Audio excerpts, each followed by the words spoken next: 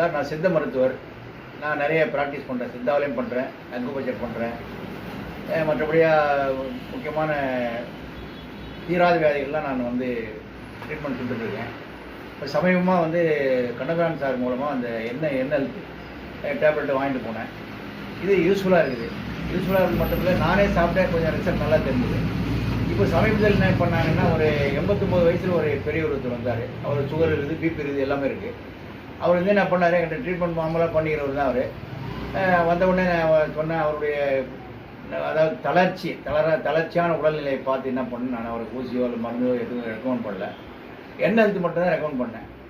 அவர் என்ன கோளாறு இருந்துன்னு சொன்னால், அதாவது அவர் யூரின் பாஸ் பண்ணவோ இல்லை மலம் கழிக்க போனாலும், அதாவது உட்காந்த இடத்துலேருந்து மலம் கழிக்கிற இடம் வரைக்கும் கூட தாங்காது.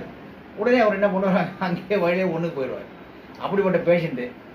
அவருக்கு இந்த எண்ணெய் ஹெல்த்து ரெக்கமெண்ட் பண்ணேன். அருமையாக ஒர்க் பண்ணது. 7 நாள் சாப்பிட்ருக்காரு. காலையில் ஒன்று, ராத்திரி ஒன்று சாப்பிட்ருக்காரு. இப்போ இந்த 7 நாளில் அவர் ஏஞ்சி போய் பாத்ரூமில் அமைதியாக உட்காந்து யூரின் பாஸ் பண்ணிட்டு மலம் கழிச்சிட்டு வரக்கூடிய அளவுக்கு அவருக்கு ஸ்ட்ரென்த் கொடுத்துருச்சு. நல்ல பலமாக நல்லா இருக்கார். நல்லா ஃப்ரெஷ்ஷாக இருக்குது மூஞ்சி. நல்லா சிரித்து பேசுகிறாரு. நேற்று அதான் எனக்கு மயக்கமாக வருதுன்னு சொன்னார். ஐயா அது மயக்கம் இல்லை, தண்ணி நிறைய குடிங்க, நல்லா தூங்குங்க, ரெஸ்ட்டு கேட்குது உடம்பு, வேற ஒன்றும் இல்லை, அதுதான் அப்படின்னு சொன்னேன். நல்லபடியாக இருக்கார். இப்போது அநேகமாக இது வந்து வாழ்க்கையில் அதாவது மனித வாழ்க்கையில் ஒரு சிறந்த மருந்து.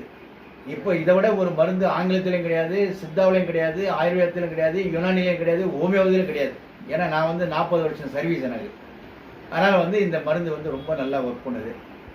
எல்லா மக்கள் எல்லாம் அது வாங்கி பயன்பெறுமாறு அன்போடு கேட்டுக்கிறேன்.